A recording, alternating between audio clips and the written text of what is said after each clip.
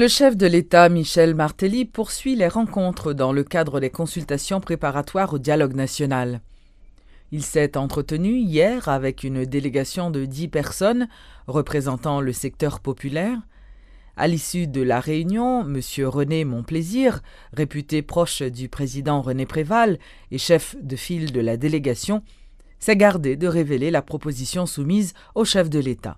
Dans le cadre de consultation, le chef de l'État a fait avec tout secteur organisé dans le pays, dont le secteur populaire et un secteur démocratique. Il rencontre avec nous sur discussion là avec l'autre secteur. Quelle proposition secteur populaire en fait? Non, nous ne pouvons pas dire.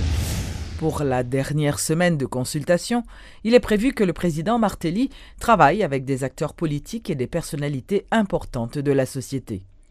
Ce vendredi, le président a rencontré l'archevêque de Port-au-Prince, Monseigneur Guy Poulard, ainsi qu'une dizaine de représentants de la société civile. Le président n'a jamais intervenu sur fond discussion, même toujours content que nous faisons rencontre et toute rencontre a servi à arriver au côté de la crise. Non, et dans la discussion, dans la discussion, chaque monde a exprimé position pour nous comprendre et pour nous avancer. Nous tous nous aimons le pays, le président du pays, des citoyens nous aimons le pays à tout. Nous voulons que tout le passe, et le casse sans casse, et pour réconcilier les nations avec les mêmes. Nous-mêmes, ça nous dit président, c'est que nous souhaitons nous recommander pour que nous joignions nos solutions avant 12 là, parce que nous tenons à ce que tout pouvoir toujours remplir rôle. Nous pas du tout dans l'idée que y a un pouvoir pour approprier l'attribution de l'autre pouvoir parce que la constitution établit structure l'État. Il faut que gagne un exécutif qui exécute les instructions, sa chambre des Sénat ou bien chambre des députés à voter. Il faut qu'une assemblée nationale, n'est-ce pas, qui est toujours en fonctionnement. C'est ça la constitution a demandé et nous-mêmes nous tenons à ce que c'est ça qui kembe. Donc c'est pour ça que nous pensons que entre aujourd'hui et le 12 janvier, il faut que tout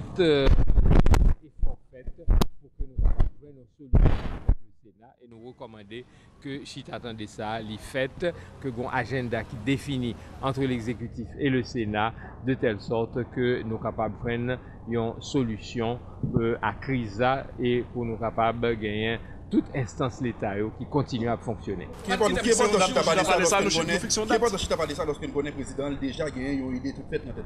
Bon, je ne pas croire que c'est ça. Il dit nous que le gagnant une idée toute faite. Il dit nous que la pouté tout le monde l'a parlé et il n'a pas rejeté du tout l'idée d'un dialogue avec le Sénat.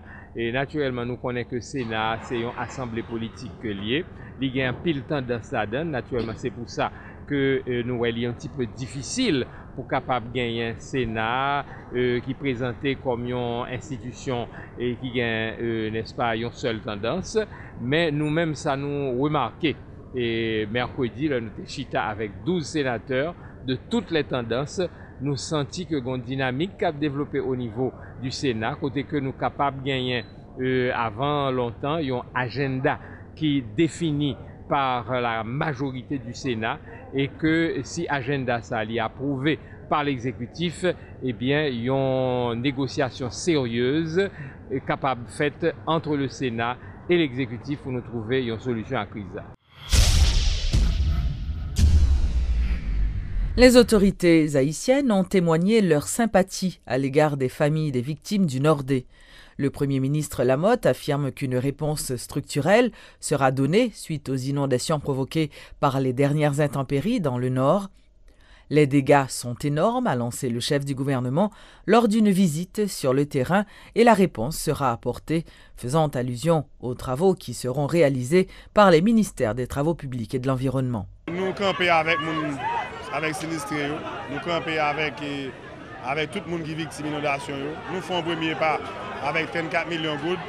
Nous venons évaluer la situation pour nous voyons que les dégâts sont énormes.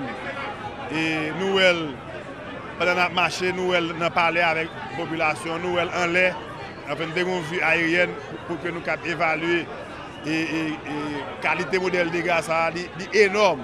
Donc, c'est une situation critique d'extrême urgence. Donc, nous demandons des ministres intérieurs pour le rester pendant 3 jours, pour le travailler avec toute autorité locale, pour coordonner encore une fois réponse et réplique. Et nous allons mettre les ressources disponibles à disposition et tout système national de gestion risque et désastre là.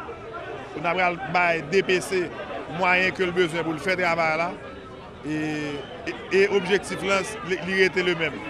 C'est venir en aide à la population caboise là, population plaine du Nord, population et limonade qui eux-mêmes, je dis, inondé en bas de l'eau. Donc, nous, avec solidarité, avec esprit de réussite que nous gagnons, pour nous venir en aide à la population. Et c'est ça, tout le gouvernement mobilisé pour porter assistance qui critique, je dis. Il a demandé le secteur privé, il a demandé la communauté internationale, il a demandé tout le monde, suite à la qualité de dégâts que nous avons là, pour tout le monde mettre main, pour que nous portions main forte à la population caboise là, qui est en difficulté, je dis. Le président Martelly a de son côté indiqué que des travaux de drainage doivent être effectués au centre-ville du Cap-Haïtien pour favoriser l'écoulement des eaux. Évoquant les pertes matérielles importantes enregistrées par les agriculteurs de plusieurs communes des départements du Nord, Nord-Est et Nord-Ouest, il souhaite que des dispositions soient prises pour venir en aide aux paysans ayant perdu leur bananeraie notamment. Il y a différentes réponses, il y a une réponse à court terme, il y a une réponse à long terme. Il y a une réalité, c'est que l'inondation aujourd'hui, il y a une inondation demain encore, donc ça c'est le long terme. Mais la vraie question, c'est est-ce que ça va empêcher l'inondation faite encore. Et ça va nous directement dans le long terme, parce que il y a deux côtés qui inondent là. C'est parce que tout simplement, zone côté où nous vivons là, au-dessous du niveau de la mer, il y a deux côtés, c'est parce que par gain de nage, il y a deux côtés, nous avons un monde de bloc de sang, l'obligé à aller en pleine. Donc il y a différentes réponses qui vont préparer pour différentes zones. Il faut dire que plusieurs ministres, dont ceux de la Justice, des Travaux publics, de l'Environnement, des Finances, de la Communication et de l'Intérieur, avaient fait le déplacement en compagnie des 2 chefs de l'exécutif qui ont distribué des kits alimentaires et sanitaires aux victimes des dernières inondations. Rappelons que le bilan définitif n'a toujours pas été fourni par les responsables de la Direction de la Protection civile, DPC.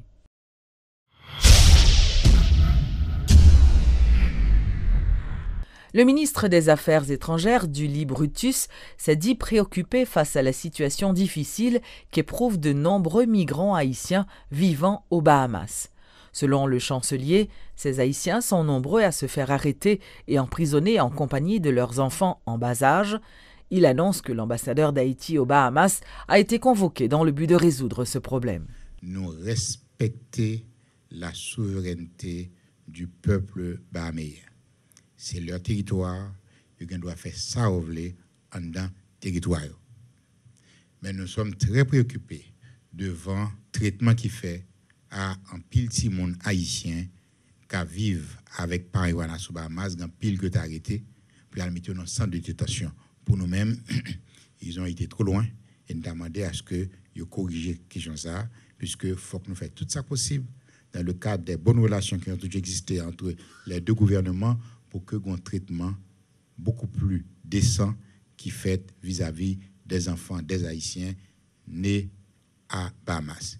En fait, pour qui ça, c'est parce que selon la nouvelle disposition prise, les nouvelles dispositions prises par le gouvernement de Bahamas, tout petit Haïtien qui n'a pas de papier, Timon Sayo a expulsé autour ici en Haïti, il n'a pas arrêté, même si c'était fait à Nassau Bahamas, il n'a pas arrêté à Bahamas. Donc, nous très préoccupés devant certains traitements que Yobaye à Timonzao.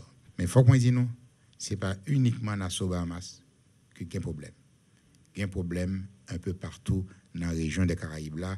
Et là, si on a une question d'aborder président, que nous demandons chaque mission que nous gagnons, voyons un rapport à nous, et maintenant nous avons sur différents rapports avec le président, par exemple, sur la question de la République dominicaine, sur la question de Bahamas, les îles Turques et Caicos, au Brésil.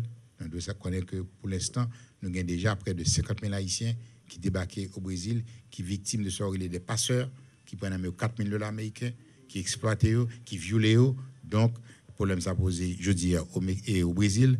Il y a un problème en Guadeloupe. récemment de Guadeloupe, et conscient de problèmes qui posaient pour un pile haïtien en Guadeloupe.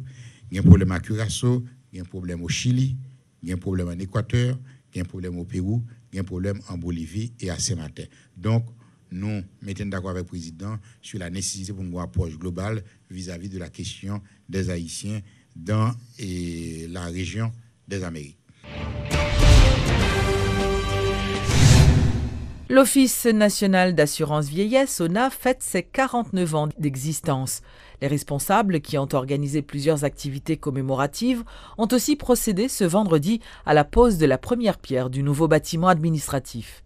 Suivez les explications du directeur de cette institution, Emmanuel Ménard. À 55 ans, l'ONA, au terme des dispositions de sa loi organique, sa pension, et offre aussi des avantages sociaux tels des prêts sur cotisation, des prêts sur salaire, et à travers l'ONAPAM, offre un éventail de services bancaires,